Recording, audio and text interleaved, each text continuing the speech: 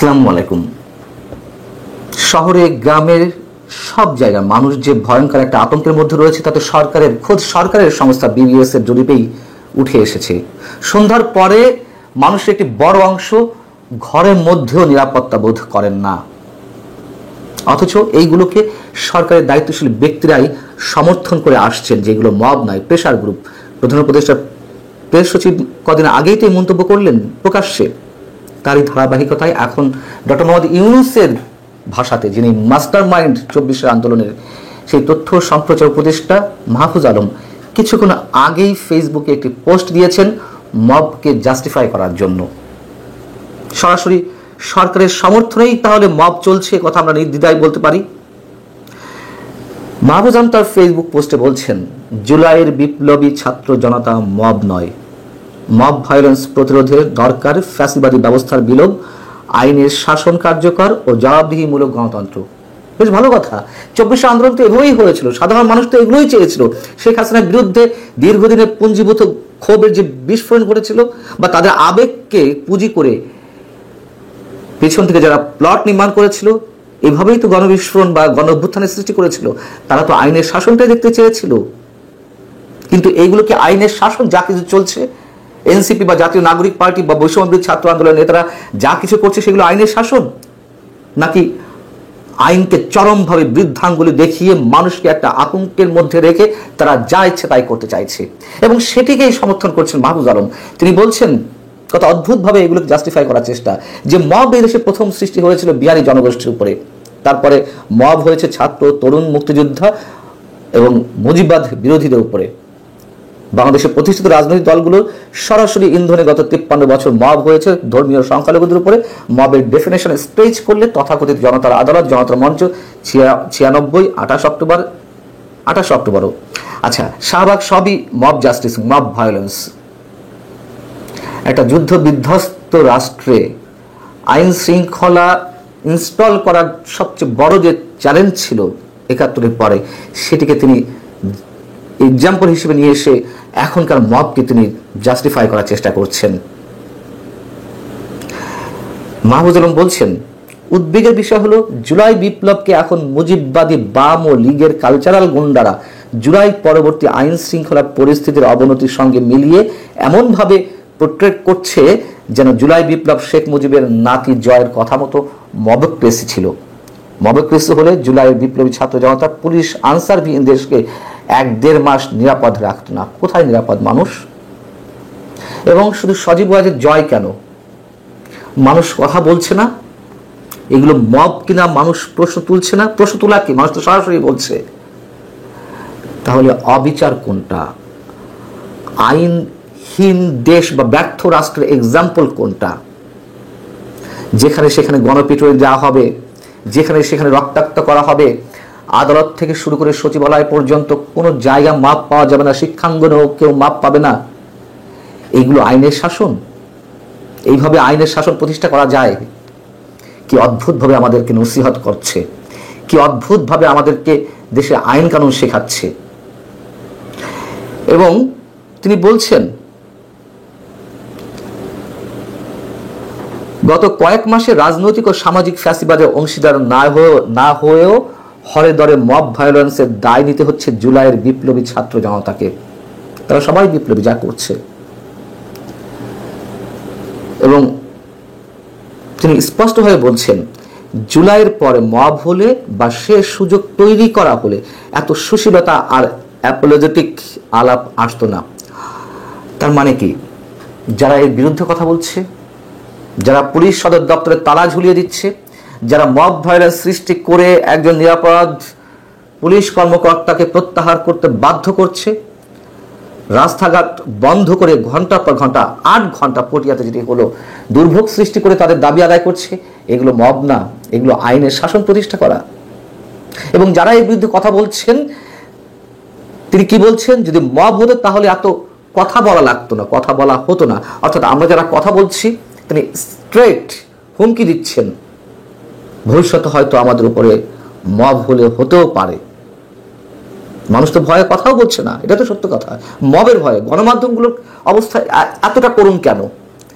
এতটা অসহায় কেন গণমাধ্যমগুলোর অবস্থা? কথা তো বলতে পারছে না। ডেইলি স্টার, প্রথম আলো, কারবালার সামনে মব ভায়োলেন্স সৃষ্টি করা হয়নি, মানে প্রয়োজনে আরো এরকম করা হবে, মানুষের দাঁড়ে দাঁড়ে করা হবে, ঘরে ঘরে করা হবে, এটাই তো বলতে চাইছেন তিনি। বলুন, আমাদের আর কি করার? আমাদের তার কথা বলা ছাড়া উপায় নেই। প্রয়োজনে এই কথাটুকুও বন্ধ করে দেওয়া হবে, এটুকুও বুঝতে পারছি। মাহফুজ আলম বলছেন, জুলাই বিপ্লবে দেশকে আধিপত্যবাদ ও ফ্যাসিবাদ থেকে মুক্ত করা মুক্তিকামী ছাত্র জনতাকে মব বলে জুলাইকে বিষোদ্গার করা বন্ধ করুন। স্ট্রেট বলছেন, মানে আমাদেরকে বন্ধ করতে হবে, যে কথা বলছিলাম। এবং খড়গ তো নানানভাবে নেমে আসছে, নানান ধরনের হুমকি তো পাচ্ছি। মাহফুজ আলম বলছেন, এর আগে মানে মব মানে বিপ্লবী উদ্দেশ্যহীন প্রতিহিংসা ও প্রতিশোধ পরায়ণ মানসিকতা লালন করা সুযোগ সন্ধানী গোষ্ঠী। জুলাইয়ের বিপ্লবী ছাত্র জনতার উদ্দেশ্য পরিষ্কার, গণতন্ত্র ও মানবাধিকারের প্রতি তাদের শ্রদ্ধা অতুল ও তারাই বাংলাদেশের ভবিষ্যৎ। আহা, কি মানবাধিকার রক্ষা করছেন আপনারা? মানে কারোর বিরুদ্ধে অভিযোগ থাকলেই তাকে চ্যাংধুলাই করে উঠে নেওয়া হচ্ছে, রক্তাক্ত করা হচ্ছে। অভিযোগ না থাকলেও আওয়ামী লীগ, ছাত্রলীগ, যুবলীগ করার কারণে শুধুমাত্র সমর্থন রয়েছে, তাদের উপর হুমকি আসছে, খড়গ নেমে আসছে, মবের শিকার হচ্ছে। এটাই মানবাধিকার? এর আগেও মাহফুজ আলম স্পষ্টত হুমকি দিয়েছেন গণমাধ্যমকে। তিনি একথা বলেছিলেন যে কোনো কোনো গণমাধ্যম গণ অভ্যুত্থান বলে না, জুলাই আন্দোলন বলে, ফ্যাসিবাদকে ফ্যাসিবাদ বলে না, আওয়ামী লীগকে ফ্যাসিবাদ বলে না। মানে গণমাধ্যমে কি বলতে হবে, কি লিখতে হবে তিনি নির্দেশনা দিয়ে দিচ্ছেন প্রকারান্তরে। এবং ওই অনুষ্ঠানে তিনি বলছিলেন, এর দায় দায়িত্ব যদি জুলাই পরিবারে বা শহীদ পরিবারের সদস্যরা নেয় তো কি করার থাকবে। তার মানে জুলাই শহীদদের তিনি পুঁজি করে এরকম হুমকি দিচ্ছেন। জুলাই শহীদদের পরিবারের সদস্যরা যদি গণমাধ্যমের উপর আক্রমণ করে, তার দায় দায়িত্ব তার উপর বর্তাবে না। প্রকারান্ত তো এই কথাই বলতে চেয়েছেন। বলেন, ক্ষমতা আছে, বলবেন, করবেন, দেখাবেন, আমরা জানি, এটুকু আমরা জানি, এবং ওইটুকু মাথায় রেখেই কথা বলতে হচ্ছে। কথা বলেছি শেখ হাসিনার সময়, এখনো বলছি এবং বলবো। কিছু হলে হবে, না হলে না হবে, কিন্তু সবাই তো আর নপুংসক হয়ে বসে থাকতে পারে না। আসসালামু আলাইকুম রহমতুল্লাহি ওয়াবারাকাতুহু। সম্মানিত দর্শক, বর্তমান ইউনূস সরকারের যে কলঙ্ক রয়েছে, যে পরাজয় রয়েছে, যে ব্যর্থতা রয়েছে, এবং যে কারণে আগামীতে এই সরকারকে ধিকৃত হতে হবে, জবাবদিহির আওতায় আসতে হবে, এবং মানুষের ঘৃণা এবং ক্রোধের উপলক্ষ হতে হবে, তার মধ্যে প্রধান প্রধান প্রধান কারণ হলো এই সরকার মব তন্ত্র এটাকে একটা সময় প্রমোট করেছে, অথবা মব সন্ত্রাসকে তারা মেনে নিয়েছে। দ্বিতীয়ত, তারা হয় উৎসাহ দিয়েছে, অথবা তারা এটাকে মোকাবেলা করার জন্য তারা তাদের যে শক্তি, সামর্থ্য, জ্ঞান, প্রজ্ঞা, মেধা এগুলো ব্যবহার করেনি। ফলে এই সরকারের গত 10 মাসে দেশের ব্যবসা বাণিজ্য, অফিস আদালত, কোর্ট কাচারি, দেবালয় থেকে সেই পতিতালয়, সোয়ারি ঘাট থেকে গুদারা ঘাট, ইসলামপুর থেকে আক্কেলপুর, সব জায়গা মিলিটারি নিয়ন্ত্রণে ছিল না, পুলিশের নিয়ন্ত্রণে ছিল না, জনগণের নিয়ন্ত্রণে ছিল না, সরকারের নিয়ন্ত্রণে ছিল না, সেখানে মবের নিয়ন্ত্রণে ছিল। এবং সে কি মব? যারা মব সন্ত্রাসী, তারা যাকে টার্গেট করেছে, তিনি যদি বিশ্ববিদ্যালয়ের ভাইস চ্যান্সেলর হন, ডাজ নট ম্যাটার। আর মবকারী যদি ওই বিশ্ববিদ্যালয়ের একজন ঝাড়ুদার হন, কোনো বিষয় না। বিশ্ববিদ্যালয়ের ভাইস চ্যান্সেলর কলার ধরে চট থাপ্পড় দিয়ে তারপর তাকে ঘাড় ধরে বিশ্ববিদ্যালয় থেকে বের করে তার পছন্দের মানুষকে, অর্থাৎ সেই বিশ্ববিদ্যালয়ের ঝাড়ুদারের পছন্দের মানুষকে ভাইস চ্যান্সেলর হিসেবে বসিয়ে দেওয়া হলো। একই ঘটনা ঘটেছে হাই স্কুলে, প্রাইমারি স্কুলে, মাদ্রাসাতে, মসজিদে, মন্দির, গির্জা, প্যাগোডা, এমনকি প্রাইভেট ব্যবসা প্রতিষ্ঠানগুলোতে। মব সন্ত্রাসীরা টেলিভিশন স্টেশনে হামলা চালিয়েছে।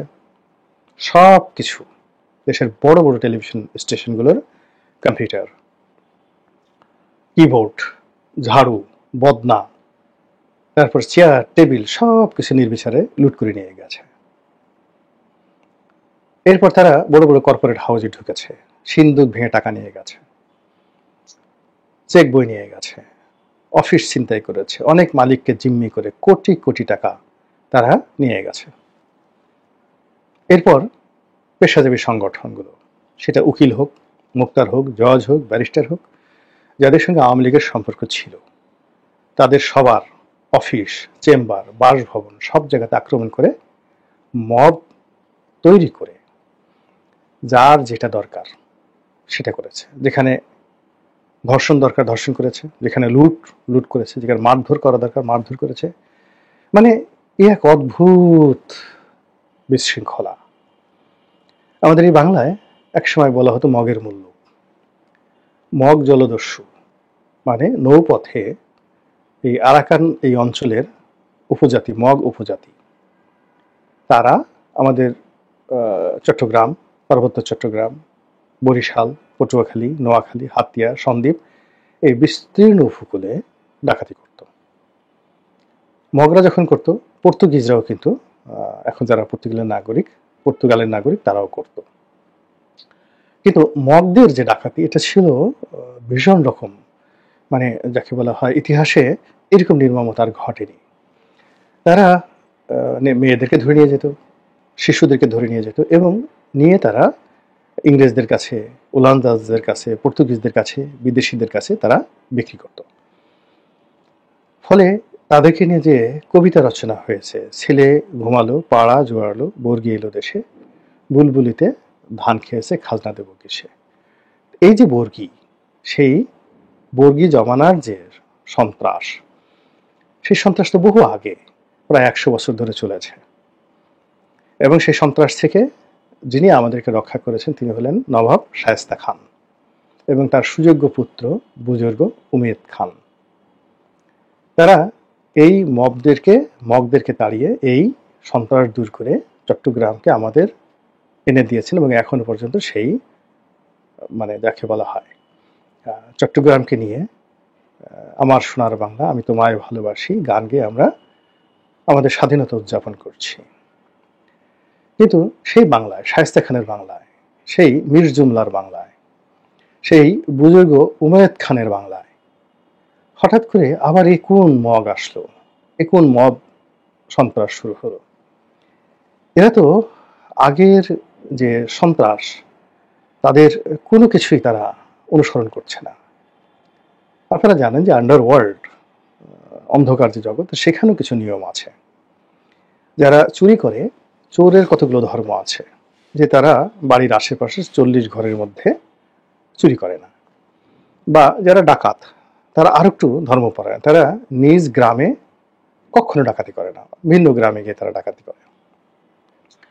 এবং তাদের আরো একটা আগে ছিল, সেটা হলো তারা সাধারণত বর্ষাকালে ডাকাতি করত, এর বাইরে তারা ডাকাতি করতো না। কিন্তু এখন কি হলো, এই যে ডাকাতি, এই যে লুটপাট, এই যে সন্ত্রাস, এতে কোনো নিয়ম নাই।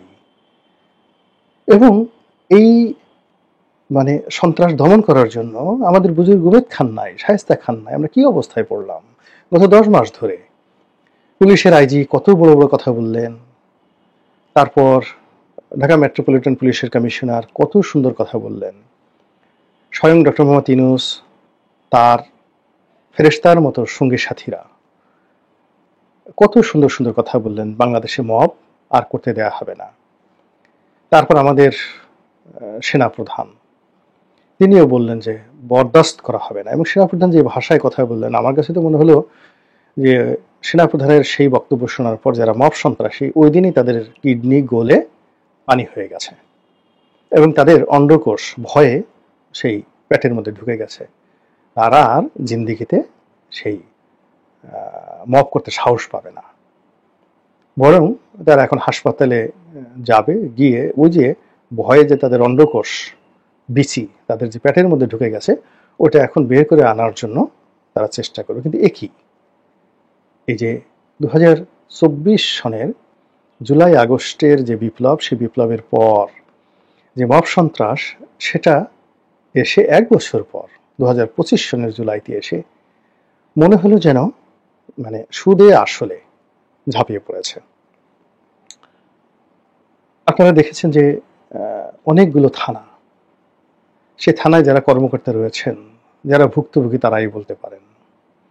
যে খবরগুলো সামনে এসেছে সেটা হলো এই মব সন্ত্রাসীরা তারা খুলনা মহানগরের যিনি পুলিশের প্রধান, মেট্রোপলিটন পুলিশ কমিশনার, তার কার্যালয়ে তালা লাগিয়ে দিয়েছে।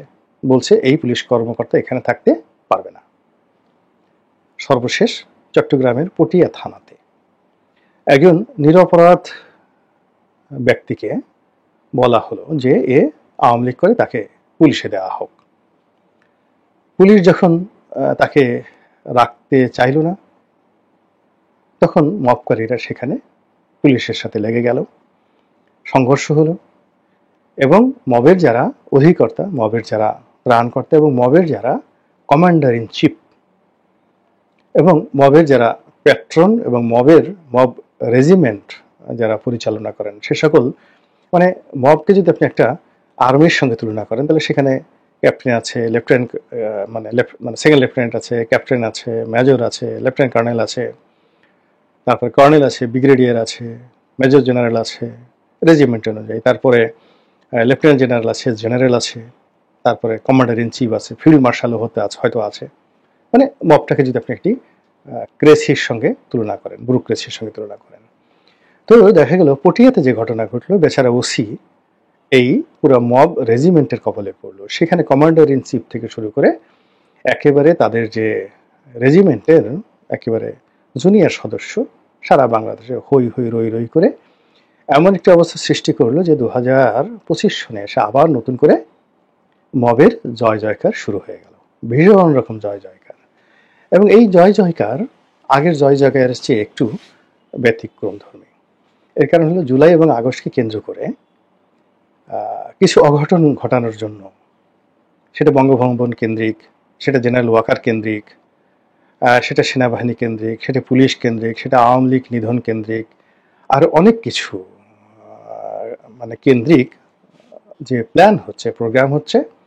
এবং যখন মব সন্ত্রাসীরা দ্বিধাগ্রস্ত যে তারা অতীতের মতো বিজয়ী হতে পারবে কিনা, এখানে পুলিশ গুরুত্বপূর্ণ ভূমিকা পালন করবে কিনা, বা তারা সামনে এগোতে পারবে কিনা, এগুলো নিয়ে যখন তারা খুব দ্বিধাগ্রস্ত, ঠিক সেই সময়টিতে পটিয়া থানা আক্রমণ, পুলিশের সাথে মব সন্ত্রাসীদের বাহাস, লড়াই এবং সেখানে মবক্রেসির যে রেজিমেন্টাল ফোর্স রয়েছে তাদের যে বিজয়, এটি মব সন্ত্রাসকে একটা নতুন মাত্রা দিয়েছে।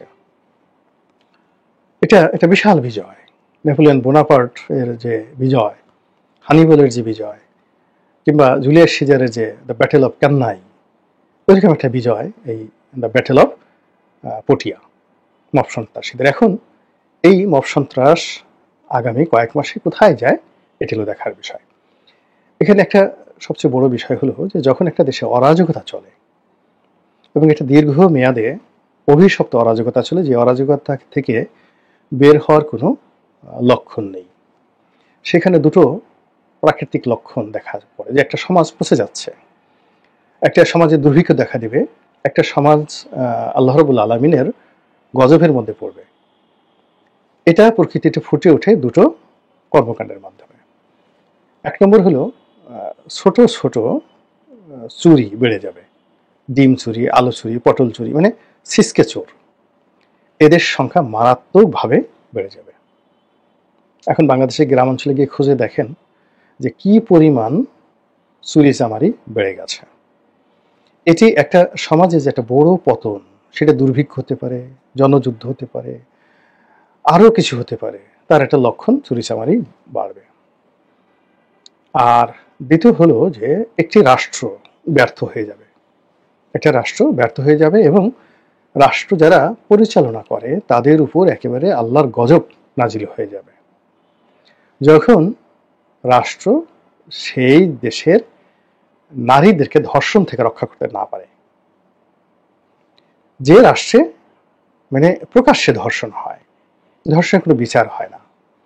যে রাষ্ট্রে ধর্ষণ খুব উল্লাস করার বিষয় হয়, সেই রাষ্ট্রে যারা কর্তা ব্যক্তি তাদের উপর গজব নাজিল হবে হবে হবে। আপনাদের মনে আছে যে জাহাঙ্গীরনগর বিশ্ববিদ্যালয়ে ধর্ষণের সেঞ্চুরি হওয়ার কারণে আওয়ামী লীগের উপর কি গজব নাজিল হয়েছিল? আপনাদের মনে আছে যে সেই যে বিএনপি যখন ক্ষমতা এলো 2001 সনে, তখন রাতারাতি সারা বাংলাদেশে কি পরিমাণ ধর্ষণটা বেড়ে গিয়েছিল। সংখ্যালঘু নির্যাতন থেকে শুরু করে ধর্ষণ, এবং তার পরিণতিতে 2006 সনে বিএনপিকে কি পরিমাণ দুর্ভোগ এবং দুর্দশা পোহাতে হয়েছিল, যার দায় এখনো বিএনপিকে বহন করতে হচ্ছে। তো একদিকে মব, তার সঙ্গে সঙ্গে যেভাবে সিরিয়াল ধর্ষণ, লোমহর্ষক গ্যাং ধর্ষণ মানে গ্যাং রেপ, এবং যেভাবে স্বামীকে বেঁধে রেখে স্ত্রীকে গণধর্ষণ করা হচ্ছে, যেভাবে স্বামী স্ত্রী বিছানায় শুয়ে আছে দুজনকে আলাদা করে নিয়ে ছবি তুলে ধর্ষণ করা হচ্ছে, মানে এই দৃশ্য বাংলাদেশে কখনো হয়নি। এটার যে ভয়াবহ পরিণতি, তার সঙ্গে যদি মবক্রেসির এই পরিণতি, এই দুটোকে এক করেন, সেক্ষেত্রে যারা এখন রাষ্ট্র পরিচালনা করছেন তাদের সবারই সজাগ হওয়া উচিত, তওবা করা উচিত, এবং সর্বশক্তি দিয়ে এইগুলোকে বন্ধ করার জন্য জিহাদ ঘোষণা করা উচিত। মহান আল্লাহ আমাদের সবাইকে হেদায়েত দান করুন এবং হেফাজত করুন। আসসালামু আলাইকুম ওয়া রাহমাতুল্লাহি ওয়া বারাকাতুহু।